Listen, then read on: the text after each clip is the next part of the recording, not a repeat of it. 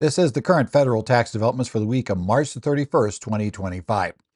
Current federal tax developments are brought to you by your state society of CPAs.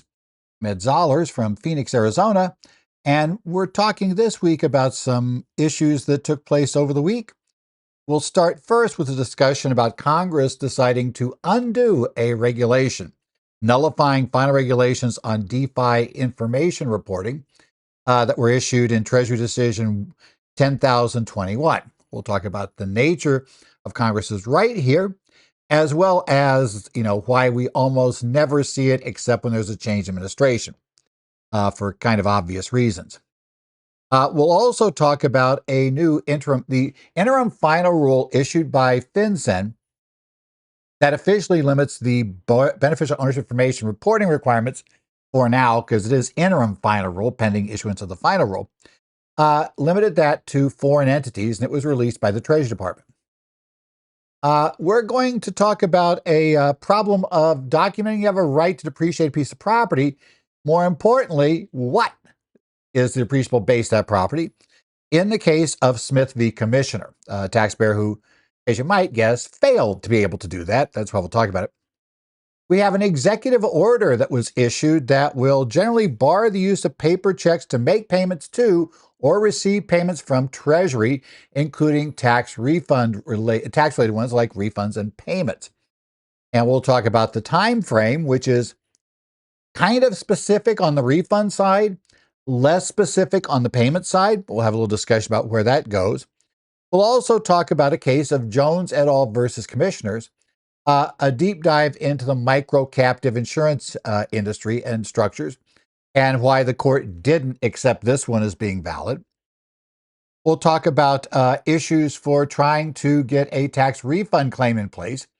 We'll look at Hamilton v. United States, which looks at economic disability, and taxpayer doesn't win on that.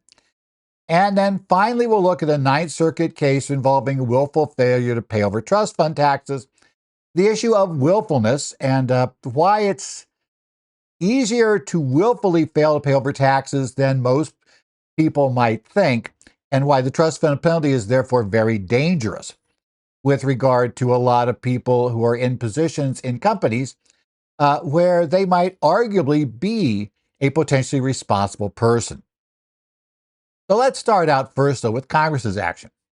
Congress this week sent to the President House Joint Resolution 25, sent to the President on March the 25th, and it would nullify the final regulations on DeFi information reporting that were found in Treasury Decision 10,021.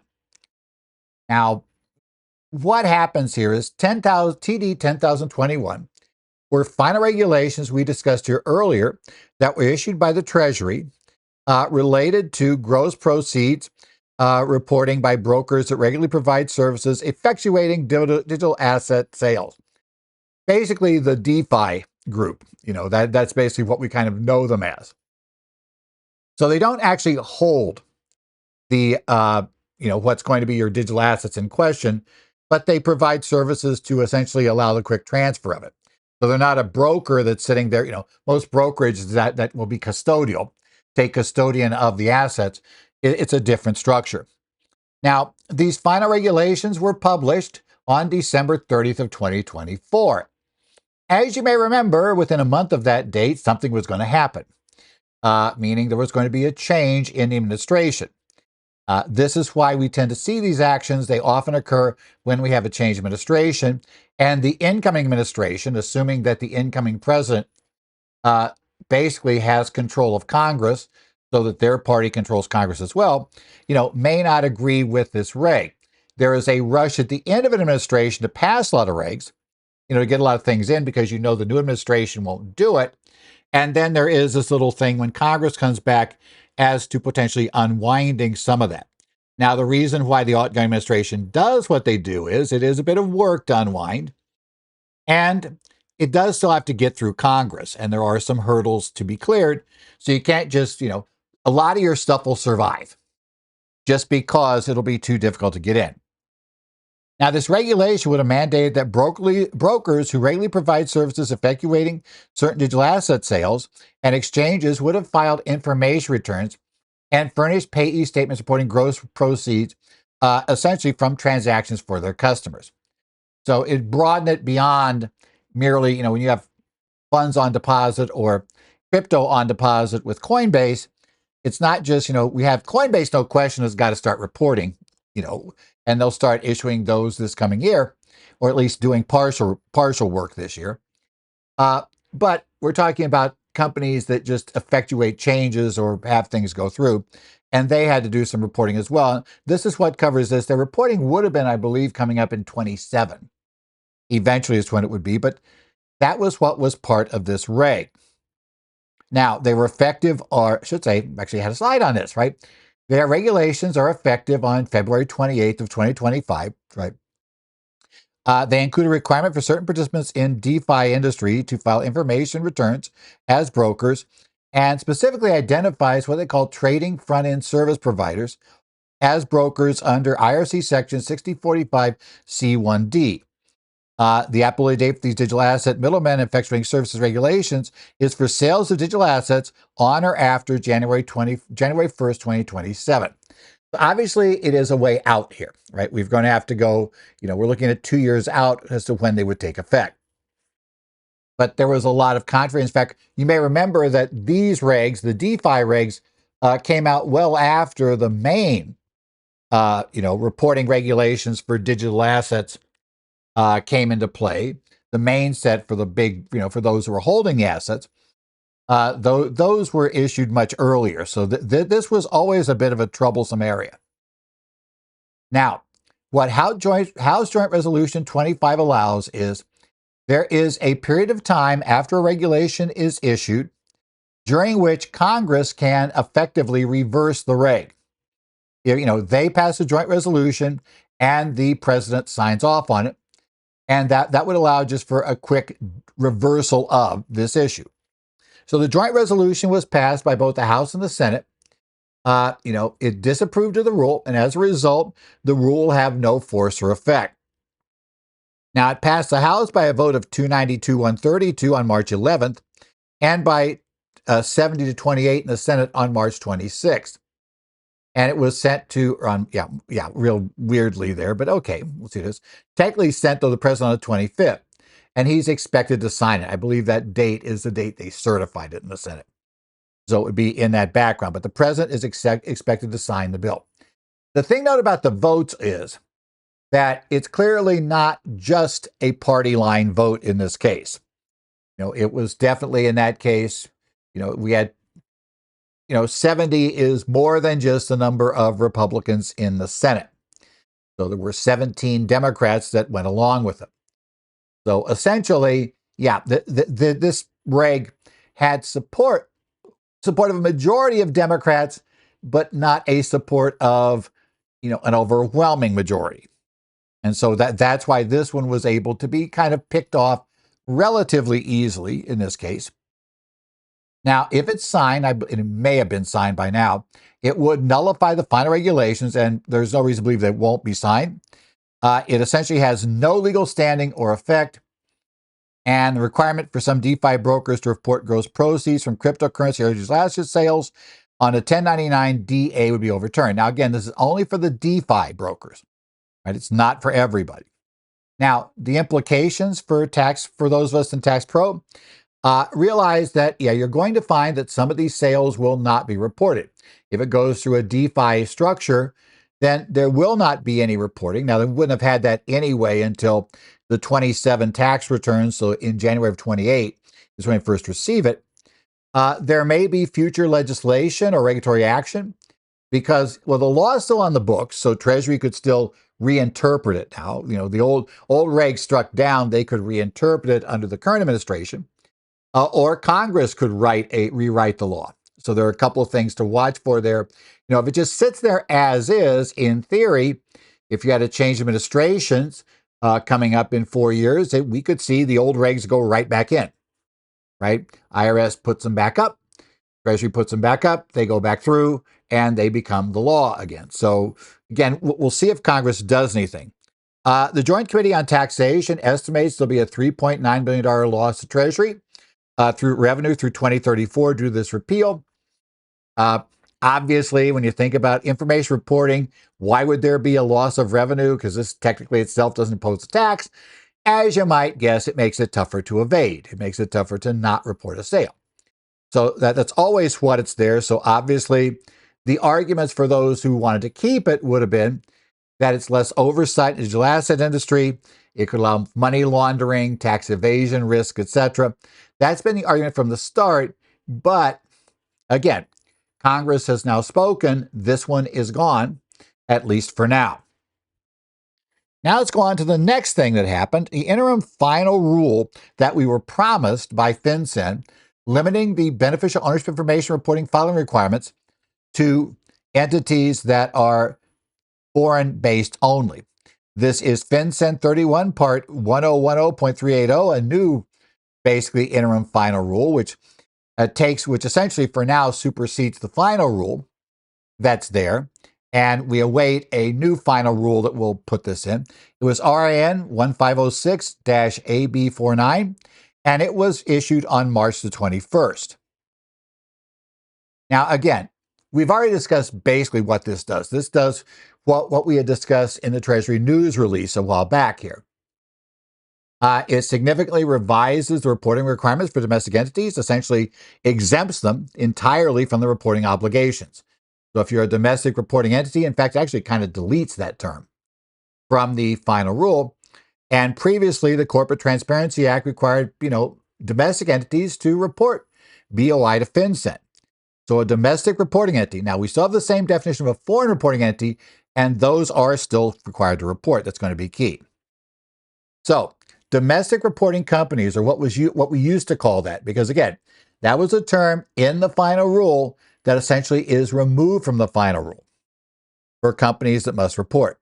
They no longer have to file initial BOI reports with FinCEN, and they don't have to update or correct any BOI they previously filed. So if your company filed a BOI back when you were required to file it, or it would have appeared you were going to be required to file it on December 31st, and I guess technically now retroactively you were required to file it by September 31st, but it was delayed due to court cases. And so effectively, you never had to file it. But if you did, you don't need to update or correct those things that are currently up there. That has now been removed. So that's not going to be there. The definition of a reporting company in the final rules, basically in the interim final rule, gets the right term in here, has been revised to just remove domestic reporting company from the discussion entirely. So that whole definition is gone. We are looking at a foreign reporting company, that definition only that was in the old rules. And we're going to get a new 26th exemption for a domestic entity, and that's going to essentially be an entity that met the test previously for domestic reporting company. So created by filing with Secretary of State or similar office would be considered to be a domestic entity and would be exempt from reporting. Now, the rationale given in the reg, the Treasury Secretary determined that requiring BOI for domestic reporting companies would not serve the public interest, would not be highly useful in national security, intelligence, and law enforcement efforts. The decision considered those regulatory burdens on the primarily small businesses, and it aligned with President Trump's policy to reduce unnecessary regulatory burdens, Executive Order 14192. We're going to talk about another EO here shortly, but that's not part of this. And FinCEN also considered there were alternative sources of information, such as beneficial ownership information collected by financial institutions that were available that they argue can provide much the same information. Now, if you are a foreign reporting company, there is a deadline extension, right? You're not exempt. So a foreign reporting company still has to file. Well, maybe still has to file. I guess that's probably the best way to phrase it. The deadline for foreign reporting companies have to file their initial and updated corrected reports is later of 90 days from the rule's publication or 30 days after their registration to do business in the U.S. And the extension aims to provide additional time for compliance because, again, nobody knew who had to do what. If you are a foreign recording company, you're working with one or, you're part of one, you still have to file. That filing's still required, so be aware of that.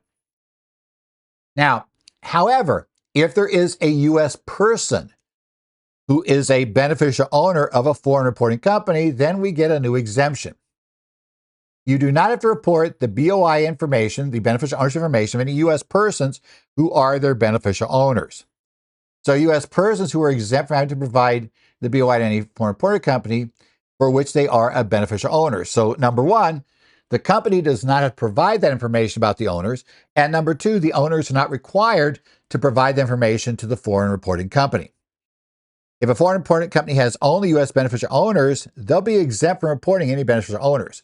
They'll still need to report they exist, but they won't report any ownership. That would appear to be how this works out. The Treasury claims it exempts the exemption balances regulatory burdens with the need for information on foreign controlled entities. There also is a revision to the special rule for foreign pooled investment vehicles. These entities now only need to provide VOI for an individual who exercises substantial control if that individual is not a U.S. person. If multiple non-U.S. individuals exercise substantial control, you report for the one with the greatest authority over strategic management. And if no individual with substantial control is a non-U.S. person, then the foreign pooled investment vehicle is not required to report any beneficial owners. So again, we're kind of back that U.S. persons, U.S. citizens, etc., are exempt from this reporting situation, okay? Now again, implications. Domestic entity clients, corporations, LLCs that are formed in the U.S. are not going to need to file or update BOI reports. That's probably the big takeaway for most of you, right? At least as we have it now. Now, this is an interim final rule. Maybe there will be an upswell that will force them to change in a final rule and we'll have these filings back. I have my doubts that would happen. I know there was a little bit of saber rattling by a letter from two senators a couple of weeks ago, but yeah, I just don't know there's a groundswell either way on this. So I think we're there. But yeah, please remember this is interim final rule. So a final rule could still come out, or they could go back and just not change anything and go back to the existing final rule, right? But assuming I don't do that, foreign entity clients still have BOI reporting obligations, but with an extended deadline. That's really true, whatever they do. Remember your new exemption for U.S. person beneficial owners of foreign entities, that they're exempt, right? So we have that background. They don't need to provide their information. The entity does not need to report their information. If you have pooled investment vehicles, foreign pooled investment vehicles, those rules also changed effectively to implement the U.S. persons don't need to report part of these rules. And at this point, FINS is accepting comments on the interim final rules and intends to issue the final rules sometime later this year. So definitely there are further changes possible. So keep your eye on this space, because one thing we've known about the BOI from day one, every time you think you know what the final answer is, it's changed on you. So while we are, shall we say, cautiously optimistic that this is it, or at least the final rule will be very much like this, we do want to keep an eye on that final rule to see what really happens there. Let's go to court cases now. We're going to go to the case of Sherman Dell Smith versus Commissioner. Tax Court Memorandum Decision 2025-24 came up on March the 24th. And this is a problem of substantiating depreciation for converted property. And there are really two major problems that Mr. Smith has in this case, but we'll talk about them in this case. So what's the overall case here that we have for Mr. Smith? Well, this is a tax court decision, memorandum decision, regarding the substantiation requirements for depreciation deductions, and particularly property converted to income-producing use from non-income producing use, right? It reminds us that the taxpayer's burden to prove that they have a right to claim deductions. It is not the court's, it's not the IRS's burden to show they don't. And so we'll be looking at that. And it focuses on specific rules governing the base of converted property for depreciation purposes, as well as, in many ways, just simply this basis to begin with. Sometimes our clients do messy things. And they do those things. They don't have formal agreements. They have this kind of, I do it this way. We didn't really say. And you have trouble figuring out who owns what. And this is one of those structures that they had, at least to start. Now, in this case, the taxpayer is claiming a deduction for a rental property in Los Angeles on his 2018 tax return. Now, this property was initially his brother's residence. And eventually, the taxpayer who's litigating here, trying to claim depreciation, assumed the mortgage and acquired an interest. Now, the property was first held for rent and rented in 2017. The 2018 return was filed late, just over a year ago after notice of deficiency was already issued. And the only issue before the tax court is the entitlement to the depreciation deduction on this property. What is the depreciable, what exactly is what can be depreciated on this property? Okay. Generally, the court notes, and this is a term from the Supreme Court, deductions are a matter of legislative grace. The taxpayer has the burden of proving they have an entitlement to the depreciation deduction, I'll get that word out right, that they're claiming right now. Internal Revenue Section 167A, I'll get that right, allows a reasonable allowance for the exhaustion and wear and tear of property held for the production of income. Now, 168, which is the maker's provision, actually will tell us how to do it for most properties, but 167, the old depreciation section, still technically is what enables everything. To claim depreciation, a taxpayer must substantiate the property's depreciable basis, useful life, and previously allowed or allowable depreciation. Those are three key things. If you're examined and there is depreciation on the return, you need to be able to establish those three things to be able to justify your claim of depreciation on the current year's return. Those are the three things the taxpayer must prove. If the property is converted to investment, to business use after income production, so it could be investment / business use, but business use, rental in this case, after you had originally bought it. So remember, it was bought, it was used by his brother as a residence. He took over the mortgage. Eventually, he decided brother left. He took the property. He basically then used the property as a rental. So his problem was that the original use of the property for a family member to live in was not a use that is considered to be a production of income use. So therefore, the basis for computing depreciation is the lesser of the fair market value or the adjusted basis on the date of conversion. And the taxpayer's problem is going to be is that the court finds he can prove neither. And so they're going to not allow a depreciation deduction. Now, the court found that while the petitioner attempted to estimate fair market value and adjusted base time of conversion, evidence was lacking. He just came up with estimates of both, but no evidence on either case, or bad evidence on either case. He used 2024 real estate valuation sources to estimate the 2017 fair market value, was deemed by the court a guesstimate, right? He's trying to do it on the cheap, which often happens here. And so he's trying to use various sources he could find from 2014 that would line him kind of back into what he thought the value of the property was back in 2017. Needless to say, he didn't have the best structure there, didn't produce the best evidence. You got to be careful here with clients who are using things, when you're using various things to prove basis, you have to prove fair value. Obviously, the best estimate of fair value would be if you could get a full-blown appraisal. Most people don't do that, but you want to get at least some reasonable, preferably at the time evidence of what the property's fair value was. Because the problem is, we're now looking at essentially 7 years out, and the property is almost certainly not in the exact same condition it was 7 years ago. And it's, and we're having benefit of hindsight trying to come up with the market values. Yeah, it's a problem. They're using that guesstimate there. So the court did not find there was required precision in telling us what the market value was on date of conversion. And he also found that the proof just regarding his basis in general was insufficient, because there were so many uncertainties about how exactly he bought it with his brother, but then he did this and he took over, and it wasn't really clear because nothing was documented well. about, what exactly, how much did he get? How much was original purchase? How much was assuming the debt, etc.? What exactly was there? So what his basis was there.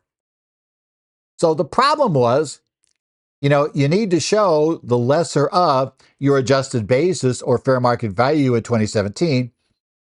In this case, the taxpayer could not show reliably either of them. And that was a problem for the court. So because he failed to establish depreciation deduction was calculated using lesser fair market value or the adjusted basis at conversion, the court disallowed his entire depreciation deduction. Now, and part of the case is it's really tough to get a lot of sympathy from the court when you're this late in filing.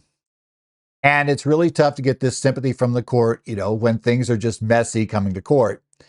It's a standard problem with somebody who was not filing or got behind in filing and just, kind of ignored the problem and now is scrambling rapidly, trying to, salvage what he can. And it's just not working well. I have a feeling in a more sympathetic case, we would have probably heard some of the Cohen arguments come in. I'm sure the court's theory is that Cohen requires a reasonable basis and he didn't provide any that could have had a reasonable basis for depreciation. I could see with similar facts, but a more sympathetic taxpayer, one who, let's say had filed on time, but just had bad records on this stuff. I could see Cohen working, but you never want to depend on Cohen. So a few things to know. Remember that clients need to always be aware it's their burden to prove deductions. It's not the IRS's burden to prove you're wrong. You're assumed wrong. So you got to come in and prove deductions because the assumption under the law is that you have control of the documents. You should be able to prove it, right, if you're claiming it. You have to remind people of the lesser of rule for converted property.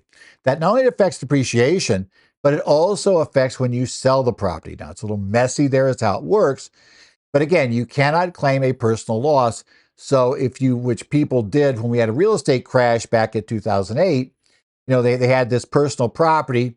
Now they suddenly, they had paid $1 million for the house. Now it was going for $500,000.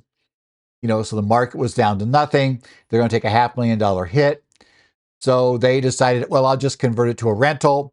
We will rent it for a year or two. You didn't really care about the depreciation you got. What you cared about was being able to get a $500,000 loss. And you had to tell people you can't take that $500,000 loss, right? Now, if it declines more and it goes down to 200,000, yeah, you can take the rest of that loss, 300,000 additional decline. But you can't take the 500,000 loss, right? Remember this rule. It covers both scenarios. It is really important to contemporaneously document, the information.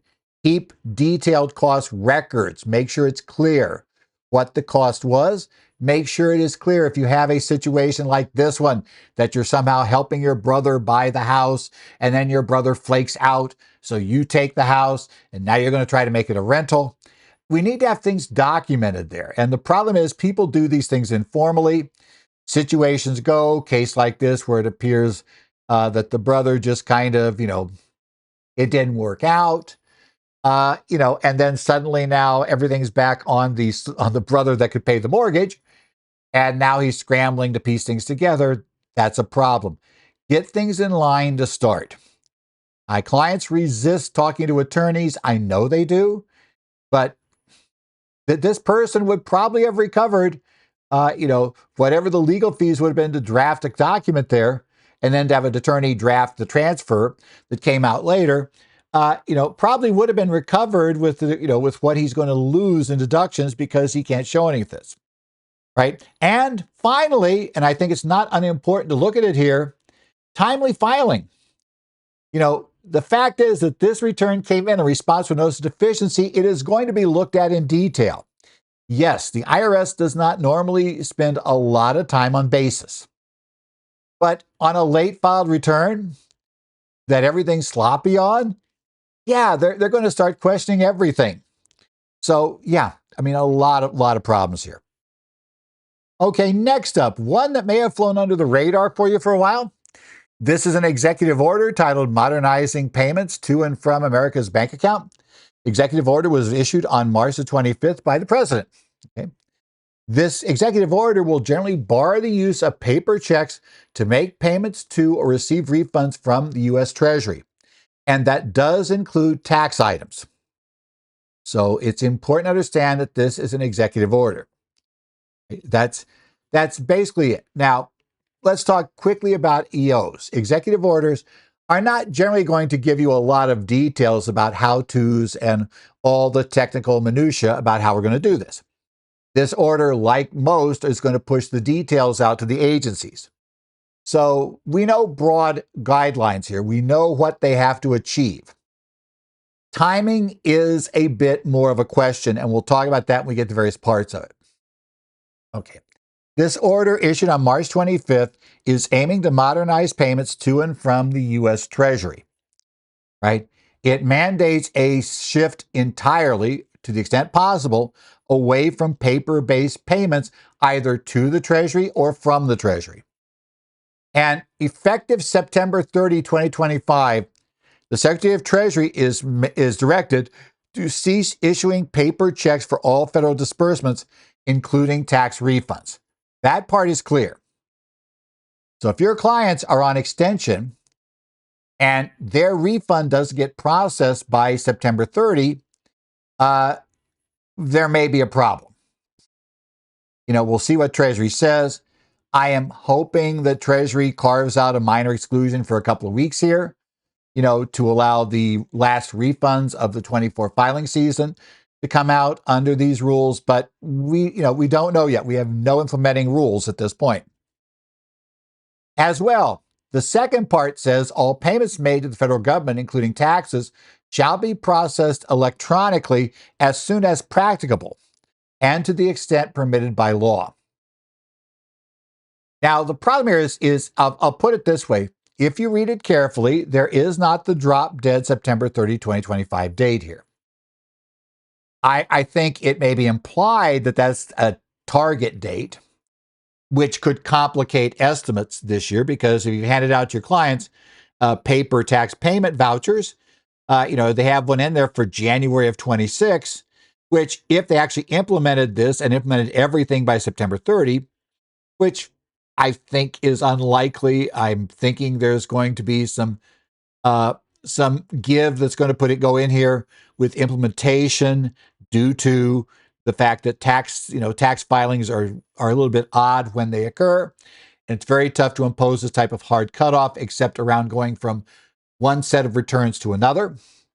But again, we don't know anything about that yet. But as soon as practicable, if you got to read it word for word, you got to read the words literally. In theory, it could be earlier than September 30, or it could be later. Yeah, practicable is, I rarely see that word used anywhere except in government documents. But practicable is the test here.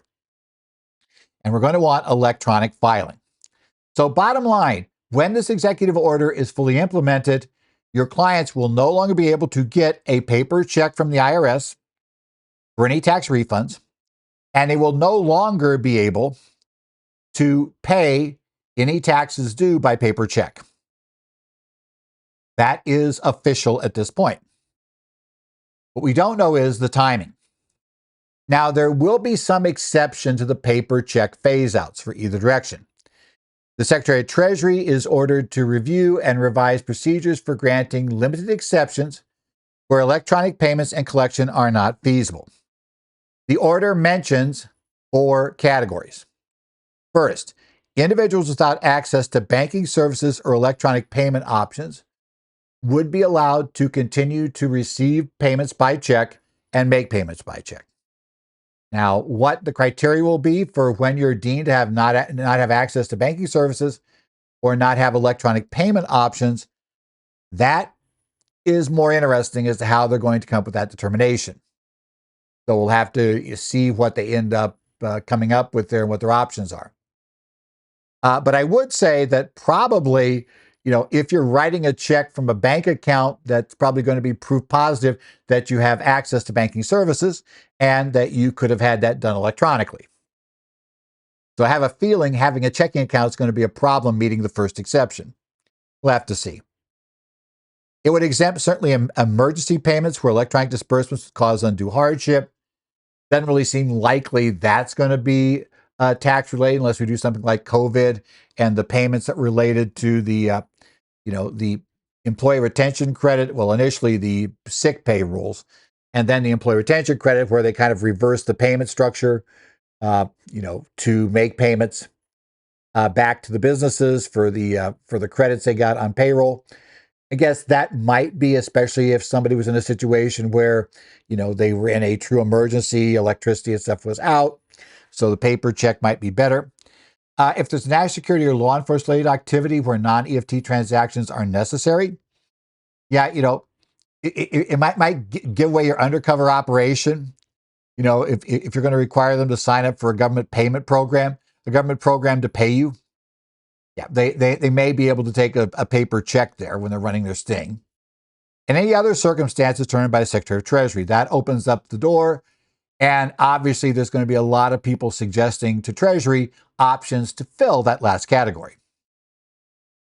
Now, transition to electronic payments. There's going to be various electronic payments electronic payment methods will be utilized for both disbursements and receipts per this executive order.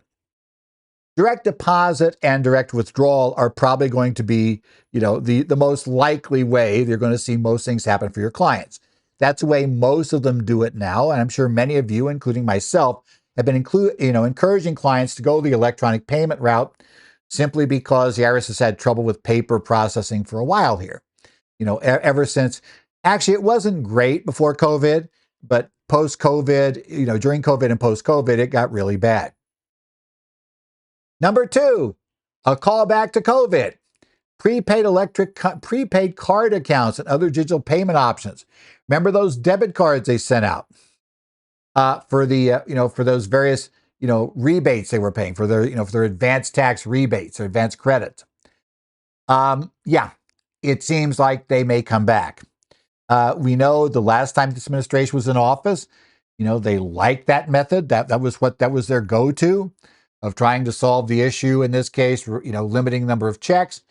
I have a feeling you're going to have that. Now, I don't know that many people in tax practice were thrilled with that method because it causes a lot of confusion with clients. It causes lots of issues.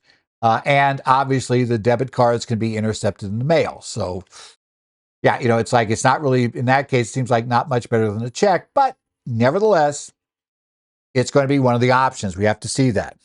There could be a debit and credit card payments. Now, as noted, if you go on the IRS website, you can currently pay by credit card, but you got to pay the fee. Nothing in the order says there won't be fees imposed if you go that route, so I'd assume it'd be there. And maybe digital wallets and real-time payment systems, but they do specifically say we are not going to be establishing a national crypto-based currency, etc., as part of this. That's not part of this thing. And the Secretary of Treasury will support agencies in this transition. Now, what's our impact? Notify your clients that right now we have announcements that all payments to federal governments, including taxes, are going to be processed electronically, all of them, which means your tax payments, your estimates need to be going in electronically. And that requirement's going to come in as soon as it's deemed practicable by the Treasury. We do not know that date right now, but presumably it will be sooner rather than later. We'll have to see how it goes. We expect to see, now because of this, don't be surprised to see, a heavier push toward electronic filing as well. We know that there's, overwhelmingly that's become more and more. I think we'll probably see that electronic filing, electronic payments for all types of federal taxes is probably going to come there. And they are trying to get rid of the need for lock boxes. That P.O. box you send the payment to if your client wants to pay the taxes by check. Remember that? Or the place you send the return to if they're filing on paper. Oh, by the way, the real funny part about this is apparently, while you may still be able to file on paper, you're going to have to pay electronically, which you can do now. I just don't know that your paper filing client's going to like that theory. Right? I got to pay electronically, especially because generally to pay electronically with your return, it gets a little messier as to how you have to do it.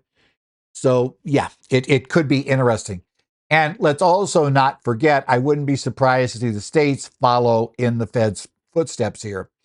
A lot of states saying, okay, yeah, everything has to be done. All payments must be done electronically, and we're going to issue refunds electronically. There is going to be a public awareness campaign to inform recipients of the transition to electronic payments and provide guidance.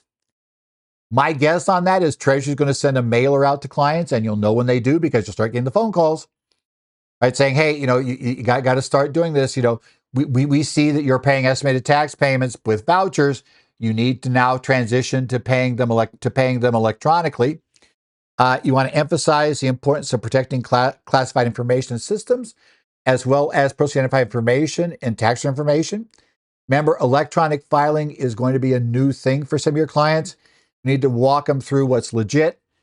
You got to expect there are going to be phishing scams looking to get people to pay their taxes. When this gets out, notice gets out, there's going to be emails. Tell your clients, don't pay attention to emails. Even if they seem to be from the IRS, without clearing them with you first, right? Don't emails, and especially not text messages, or iMessages or RCS messages or whatever other message system you're using, right? Don't do that. The scammers are going to hit this. That's pretty sure. Feds of agencies must submit a compliance plan within 90 days about how they're going to get the word out. The Secretary of Treasury must submit an implementation report, everybody, within 120 days by September 21st. That report is the one that kind of suggests to me that they may aim to get the payments going soon, too. We'll see what happens there. But I don't know if the Secretary of Treasury would like to say, look, I got everything done. We're getting all the IRS payments taken care of. What's your problem, agencies? Yeah, we'll see it. So as I said, prepare your clients for near complete elimination of paper checks or federal tax refunds. Could be by September 30, right? It might not, it may be deferred, but say, look, if I take this order literally, unless they do an exception, which they could do, but unless Treasury does an exception, you're not going to get a refund check. So, if you're one of those clients that brings everything in late, like, oh yeah, I'll finally get the stuff in September 20th. Yeah, you're basically going to do it. Whatever your cutoff date is, says you need to be well in advance of that date because we got to make sure it gets in there in time so your refund's processed before September 30 if you're going to insist on a paper check, right? Because otherwise, may not happen. Ensure clients have access to and understand electronic payment options for remitting taxes. I have started doing that now with clients who have not suggested they want to, make payments electronically. I have now, told them, here's the catch. This was issued. We don't know when it is, but it could change. I've certainly suggested clients who have paper estimated tax vouchers, you might want to go in and work on the direct pay option. Work with it, get used to it, because if it turns out you have to go that route, that's probably going to be the option you'd have to use if you have to do it before we get to the fourth voucher in this set. So, I'd say work on it now rather than later. Okay. You want to help clients utilize secure digital payment methods and reinforce data security and reinforce the fact that this is ripe for scammers. Scammers are going to take advantage of confusion and the change, right? And they're going to go after this. It's a given. Going to happen. You want to monitor further guidance from the Treasury and relevant agencies as the implementation progresses.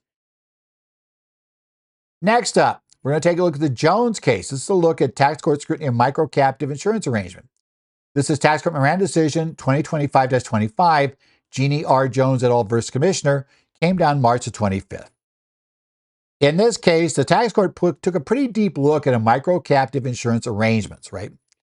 And addressed whether the captive qualified for the alternative tax regime under 831B. And addressed whether the premiums paid were deductible as ordinary and essay business expenses under sections 162A. Now, the nature, to the extent it works, what a microcaptive arrangement would allow you to do is make that payment of premiums to the insurance company that you have effective control over. If the company qualifies as a small company and can make specific elections under 831B, they won't pay tax on the premium, that they receive, they will only pay tax on some investment income. Okay?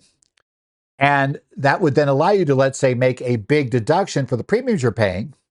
And assuming there aren't claims, there aren't a lot of claims, then you would have this, basically pool investment money that would not be taxed. A pool investment money that only have its earnings taxed. You get out of so you get a deduction and never pick it up as income. It'd be perfect world, right? Okay. That's the case. So what we have here is we have Sanitech West, referred to as STW, and its subsidiary, Sanasure Inc., engage captive planning associates to explore doing captive insurance. They want to do the transaction.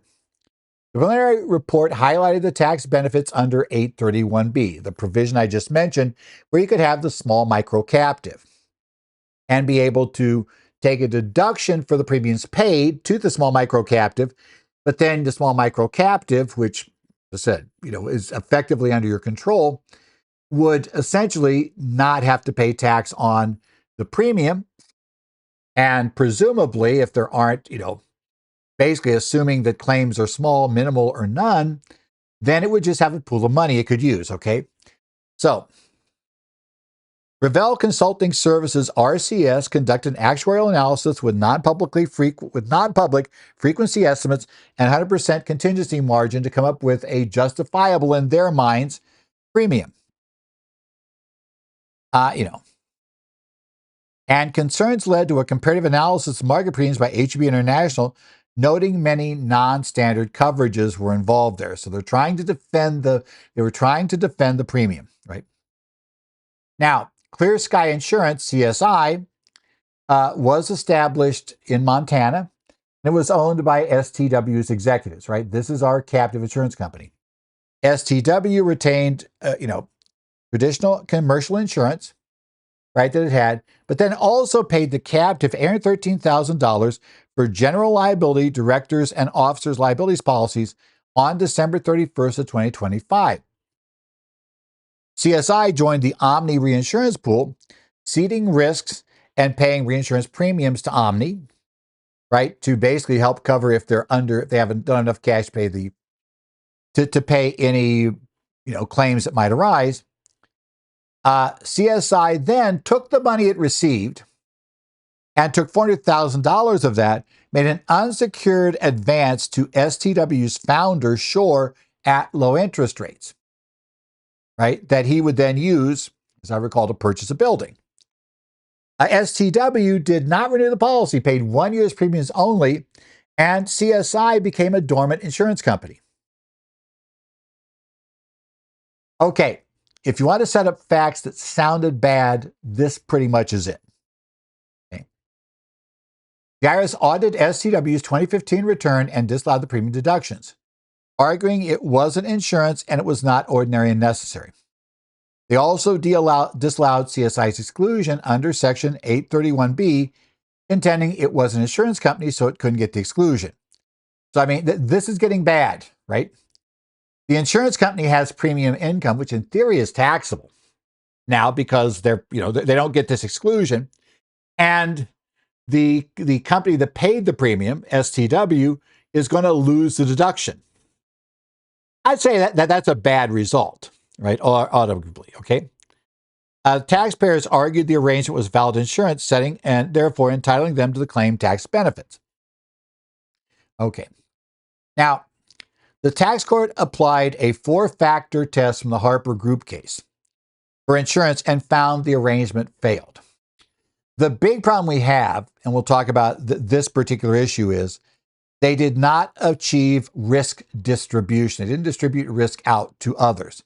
The risk all stayed inside basically the group, right? It didn't distribute. There were no other policyholder. There were not other policyholders.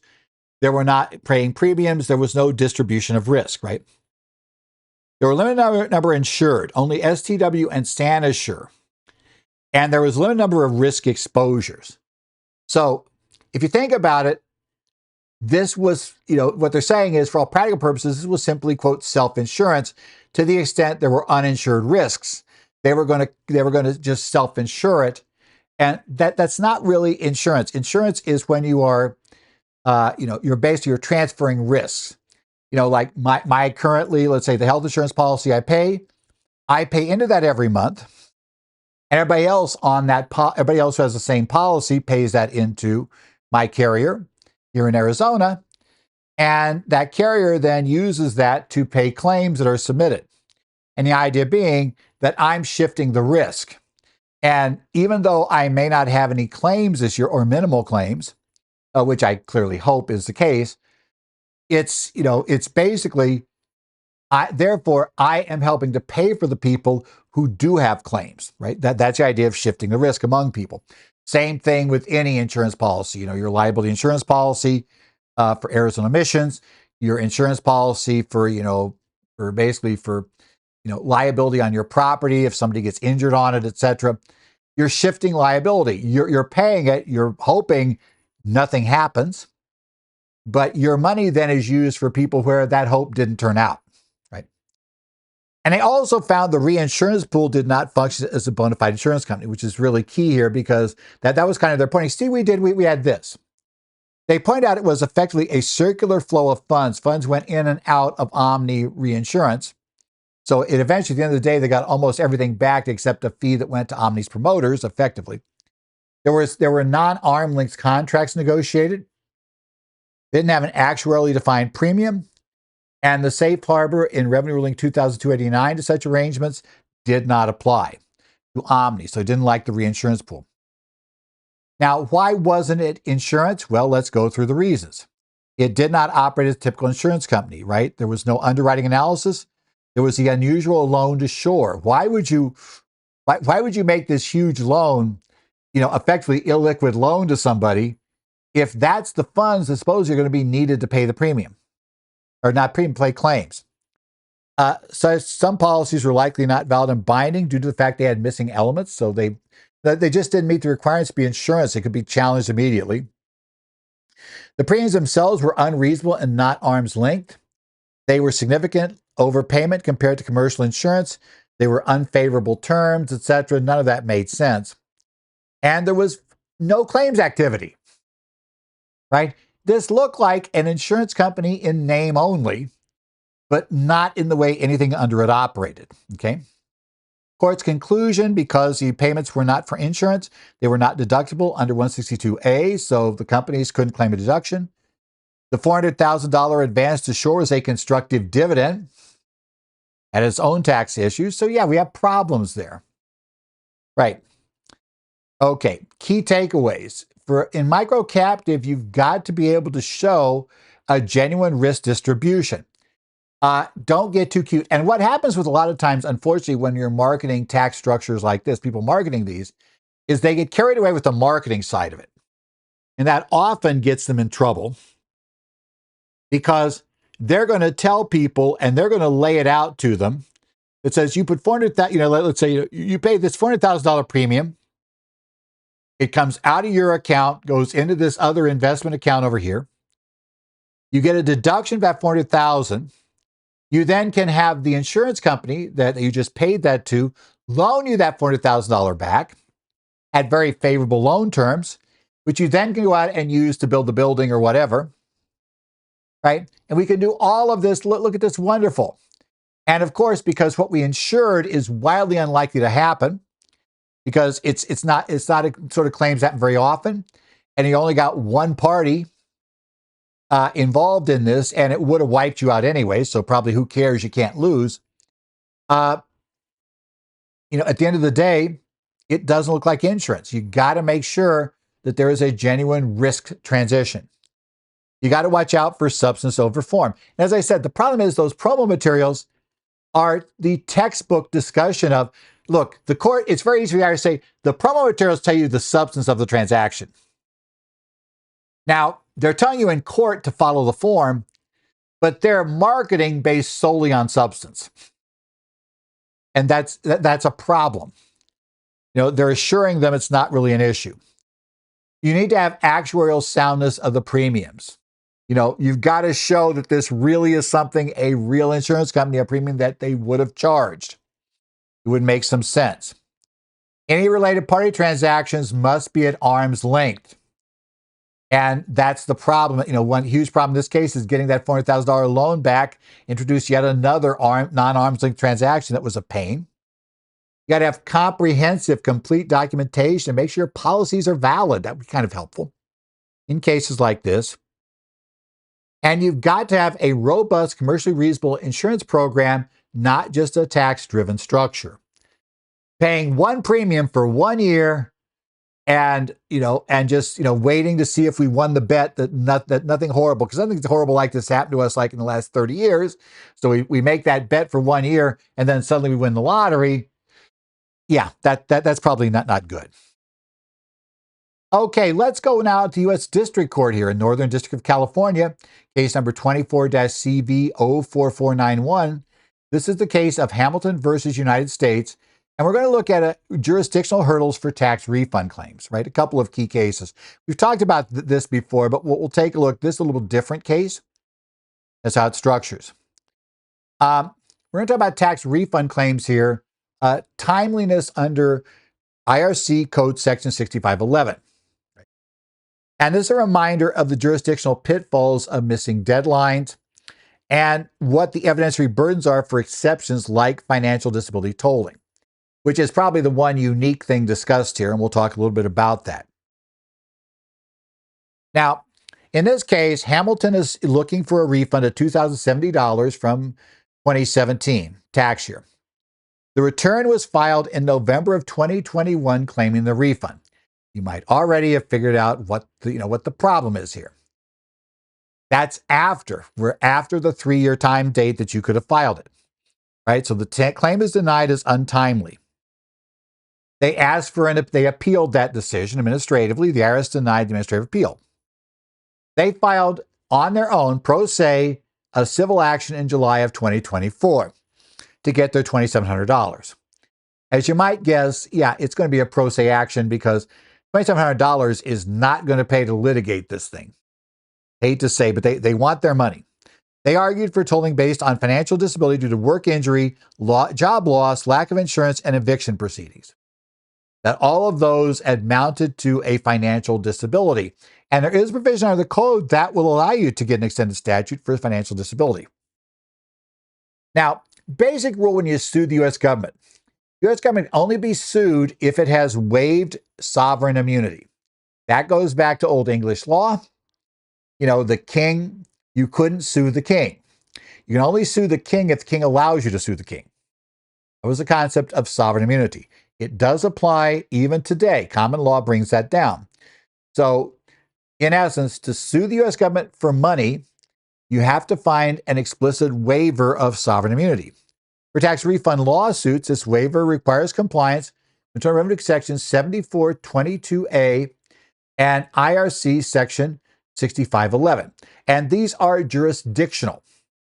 What that means is if you don't complete those requirements, you don't satisfy those requirements, the court cannot hear your case.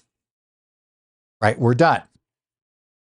Now, under 6511A, a claim must be filed within 3 years from filing the return or 2 years from the tax payment, whichever is later. And if you didn't file the return, it's deemed filed on the date it should have been filed. So clearly Hamilton missed that date. Hamilton missed the date. There's no question. So now we go to 6511B2 because we know A, you're out of luck. Not going to have a chance there. So 6511B2 limits the refund amount based on when the tax was paid relative to the refund claim filing date, right? So this comes into play. And 6511H provides financial disability, right? It does have specific documentary requirements that Revenue Procedure 99-21, Section 4 actually provides information. So if you are going to claim financial disability, you have to have a physician's written statement with specific information and an opinion on the inability to manage your financial affairs, and it was related to that specific disability. Not just you had a disability, right? But that disability rendered you unable to manage your financial affairs. And the taxpayer's written statement attesting no other person was authorized to act financially for the taxpayer. So basically, this opens up and tolls. So during a period of financial disability, the 2 and 3 and 2 year tolling period, the 3 and 2 year basically statutory period are tolled. So this taxpayer is going to claim that during the period, right, in question, that the taxpayer was financially disabled and therefore gets at least enough time to get them to November of 21 to be able to get their $2,700. Okay. Now, so while the refund claim met the limitation period, it was untimely under the 3-year look-back period of 6511B2. Taxes withheld in 2017 were deemed paid April 15th of 2018, the due date, and November 21 was outside that 3-year window. Okay. Financial disability tolling did not apply because required statements were submitted with the appeal, not with the initial claim. In addition, statements lacked the required opinion on how those disabilities caused the taxpayer to be unable, that the physician had concluded that these taken as a whole rendered the taxpayer unable to manage their financial affairs during the period in question. All the letters said is they were disabled. Good. A disability does not mean you never have to file a tax return or you have forever to do it. That's kind of issues. Okay. So what happened here was, so we got to that. And other arguments, he tried to argue the Taxpayer Bill of Rights. He tried to argue Title 28 United States Code 1346. He tried to argue COVID-19. Generally, those were all rejected. Either they were inapplicable or they didn't provide relief, or, they were essentially, it was asking for equitable relief, and this isn't something equitable relief works for. So they had problems all around. So the court granted the government's motion to dismiss for a lack of subject matter jurisdiction. Takeaways. It is really important to get the timeliness right on refund claims. We've talked about that a number of ways. And be careful here because you have an intersection of administrative rules where a lot of times we as CPAs, EAs, etc., are going to be involved, but it may have to go, but definitely could have to go to court. We have a court issue here. So we've got to make sure we understand both sets of deadlines. We've already discussed the fact of how previously under the ERC denials, that starts a clock running on 2 years for the taxpayer to take their ERC claim to court, unless you get the IRS to extend the statute. So you got to always understand all of those rules. Financial disability tolling, you got to ensure both required statements properly prepared and submitted with the original refund claim, and that the physician's statement meets all the content requirements. You got to get those in there.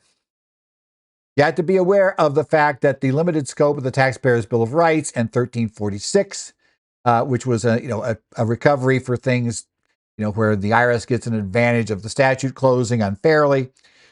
Those don't cover, they can't be broadly read to cover everything. You got to be careful there.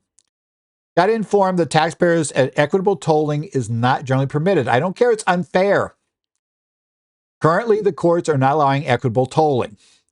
And this one is probably a tougher lift for equitable tolling than the tax court version is, because again, we're looking at the government's right to basically have a claim against it, a refund claim. So yeah, sovereign immunity rules come into play. It's really important to timely file your tax returns and your refund claims to keep out of this problem. Nobody's disputing that Hamilton, at least nobody yet because they don't need to, Hamilton very well could be owed $2,700.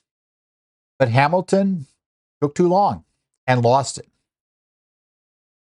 Finally, we're going to look at a Ninth Circuit case where the Ninth Circuit affirmed a willful failure to pay trust fund taxes, I'll get that right, which is a really dangerous thing for controllers and various other people that are involved anywhere near paying trust fund tax liabilities.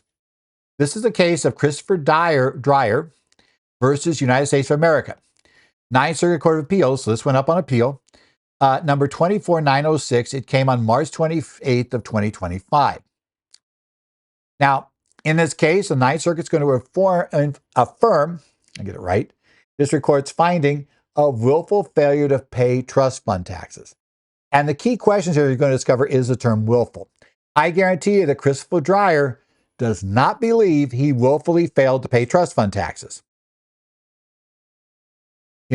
But he sees that differently than the law sees it. And we'll talk about what the law does and the one really big way that almost always trips these people up with the law.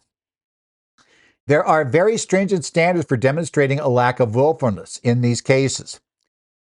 Okay, you want the quick summary? Once you know an entity, an organization you're associated with, is not paying its payroll tax deposits, and there is any reason to believe that you're in a position to, make that happen. You have any authority over a bank account. You have, just general authority to approve payments. You have various other things. The smart move is to either stop everything, make sure that payment's made, and don't let any other creditors be paid until it is, or immediately resign. Yeah, it's tough, but that's the way out. Once you know the taxes aren't being paid, you're a great risk.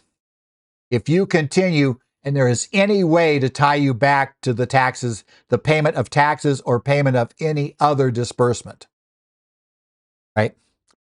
And there is a detailed analysis, basically, in this case, look at it, for trust fund recovery matters under Section 6672.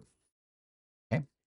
Now, Christopher Dreyer was a board member and chairperson of Riverside Christian School, okay? RCS. RCS failed to remit trust fund taxes, income, Social Security, Medicare taxes withheld from employees, right? Those are the trust funds. For late 2017 and early 2018. Now, those are called trust fund taxes because you basically you owed that to the employees. It is their wages. You were legally required to pay them. And in most states, if you're not paying your employees the wages that are due, they'll shut you down. So, but you didn't pay them the entire amount owed to them. Rather, you withheld money due to the federal government or the income tax, their portion of the income taxes, right? Their income tax withholding, their Social Security withholding, their share of Social Security, their share of Medicare. Now, the employer's share is not part of this. That's not a trust fund tax. I will warn you that most states have a similar law that will make the state income taxes trust fund taxes as well. So be aware of that, right? Also, sales taxes often have a trust fund tax component at the state level. But again, this case only covers the federal. Now, so the IRS determined that Dreyer, the chairperson of the board, was a responsible person under 6072A, and they assessed penalties against him. They're going to assess against everybody they think they get it from, and then they'll try to see to collect from. I think Mr. Dreyer may have figured out he was the one that looked collectible. Okay, he paid a portion and sued for a refund. Then what that'll happen is the U.S. will immediately counter-sue for the balance, which they did. Remember, you have to pay the tax and sue for a refund. So when you go through this, and you'll go through it with your attorney, because guys, you're going to court at this point, if you want to challenge this, is you've got to pay a portion of the tax, pay a portion of the trust fund penalty, then ask for a refund, and then sue for the refund, right, after you're denied. And at that point, the service will then counter-sue immediately for the remaining balance. Okay.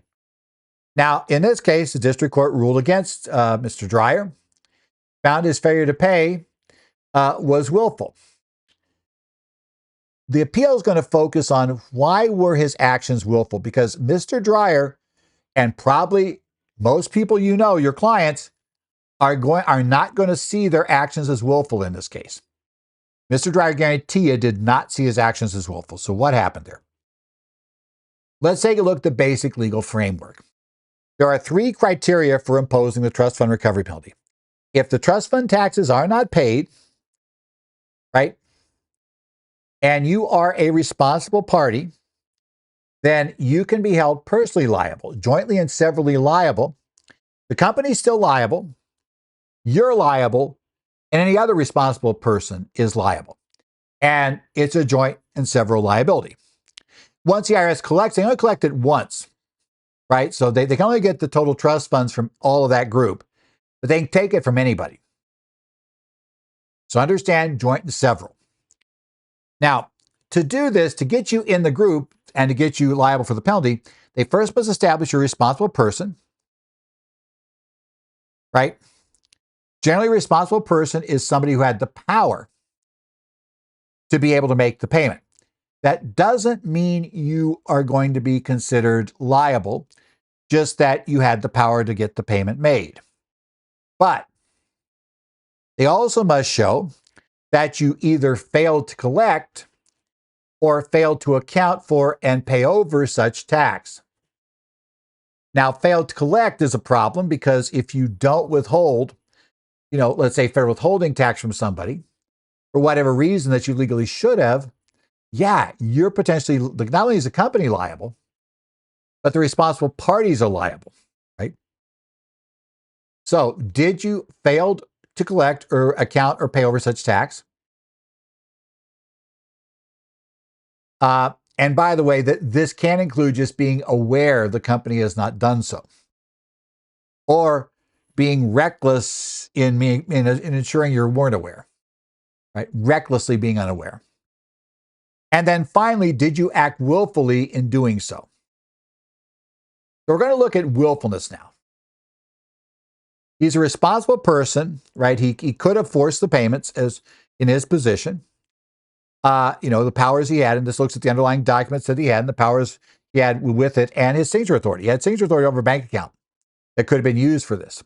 It could have, they could have paid. Any bank account could pay. So he had a signature authority there of the company. Did he fail to collect or account or pay over? Well, he's chairman of the board. He has general supervisory responsibility over the school. And, we're going to find out that his actions, he was going to become aware of the fact that taxes weren't paid. And that's going to make his a problem that he, failed to take action effectively to assure that these were accounted for and paid over properly. Okay? That's going to be the issue. Then he willfully did so. What willfulness is defined as is voluntary, conscious, and intentional act to refer other creditors over the United States. An intent to defraud the government or other bad motive need not be proven. Understand that. I know that if you don't pay the supplier who is holding product in a truck, outside your facility, and the driver is not going to deliver it until they are told payment's been made, so you have to electronically get payment made, or you're going to be out of business today because you're going to not have anything, not going to have no product to sell. In that situation, you might feel like I'll pay that and we'll get the trust funds later. That right there is a huge problem. And quite often, that's the problem. You're paying someone. That includes continuing to pay payroll. That includes taking your own payroll check, right? Other creditors are being paid in preference to the U.S. government. And yes, I understand if we don't pay payroll, we're going to be shut down. Well, I don't pay the trust fund taxes. The IRS takes a while to do this. I understand that, but understand the consequences of not leaving right now. Okay? Willfulness exists through either knowledge of non-payment or reckless disregard of whether the payments were being made. And as we're going to discover, in this case, the taxpayer runs afoul of both. Okay? Now, the court found Dreyer had actual knowledge or recklessly discarded non-payment. And the Ninth Circuit affirmed that. Why did they do that? In February of 2018, he was emailed explicitly stating there were unpaid taxes and rejected checks. He concedes he was aware in February 2018 there were unpaid trust fund taxes. He had different explanations over time, and he failed to have any documentation showing that he instructed someone to pay. His defense is going to be, well, I thought that this person at the school had paid them, right? Well, did you instruct them to pay them? Well, it became iffy as to whether he did or didn't. His explanations, he didn't really say initially he did. Then he said he did, but there was testimony then from those people that no, he didn't. And there was no, while he had emails and all kinds of other things, he had no emails telling them they had to make the payments. Right? He did that. And that's a problem, right? He had contradictory testimony from his business manager and CFO, who stated blatantly that he never directed them to pay those. He just probably sat there and said, I understand. Yes, but never paid it, right? He had an inconsistent timeline regarding a donation and when he believed taxes were paid. There was a large donation that came in. And the problem is that's cash, and that cash got used for a project, which apparently that was what the donation intended to be used for.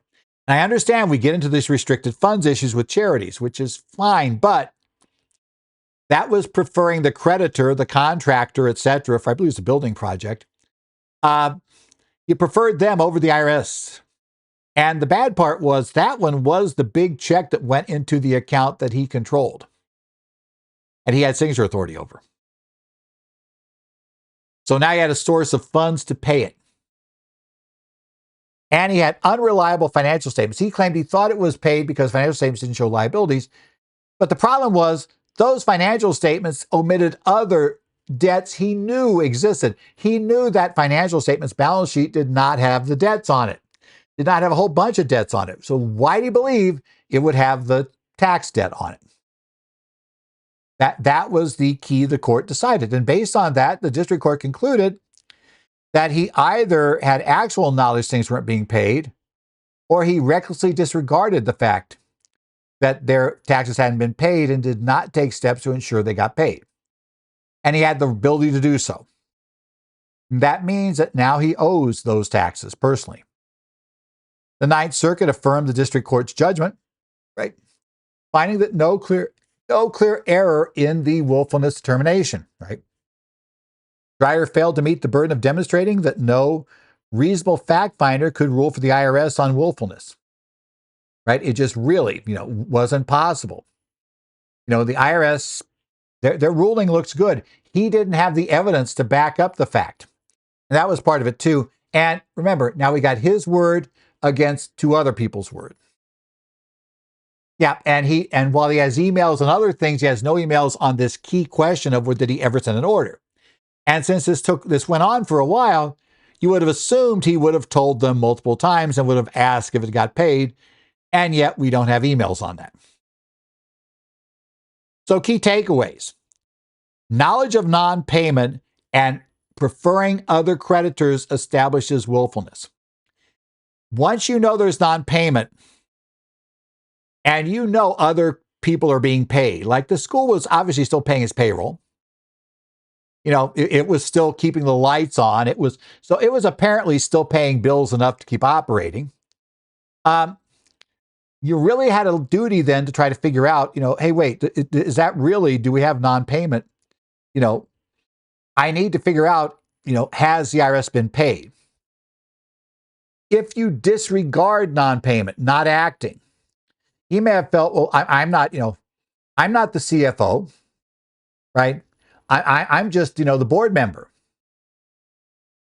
It's like, yeah, but that's a level of responsibility. You were in your position. Now, not all board members necessarily would have this issue, but he had signature authority of a bank account. And he was specifically brought into the conversation that the taxes weren't paid. And suddenly that causes you issues, right? That's your problem. And yes, I realize you, by the way, get legal counsel if you're going to do something here. But because I realize, directing them to pay could cause you huge problems now with your donor, who put that money in there, not to pay, not basically to pay the trust fund taxes and keep this guy from having to pay it, but to actually do the other thing. It's like, yeah, fraudulent. There's all kinds of mess there. As I said, in a lot of cases, there's no good way out except leaving or closing the operation, which you're not going to like either one.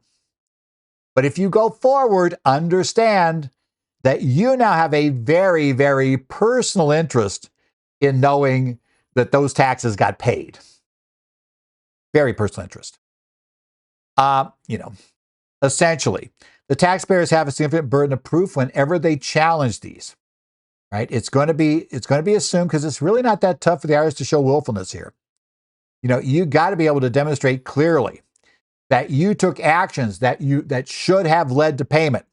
You verified those actions led to payment.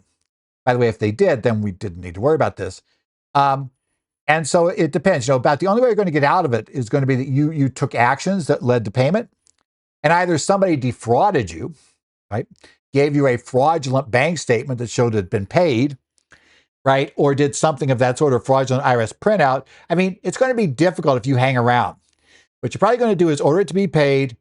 If you discover they didn't pay it, by the way, don't sign any checks until you know it's been paid. If you then, when you follow up, you discover it wasn't paid and they paid other people, now's the time to essentially leave, right? That's about the only way you're going to get out. Going to be there. And documenting contemporaneously is crucial. Any client in this position who's going to order somebody to make the payment, make sure that is done in a way that is documented and is clear that happened, right? Intentionally paying other creditors while knowing trust fund taxes are unpaid is an automatic willfulness.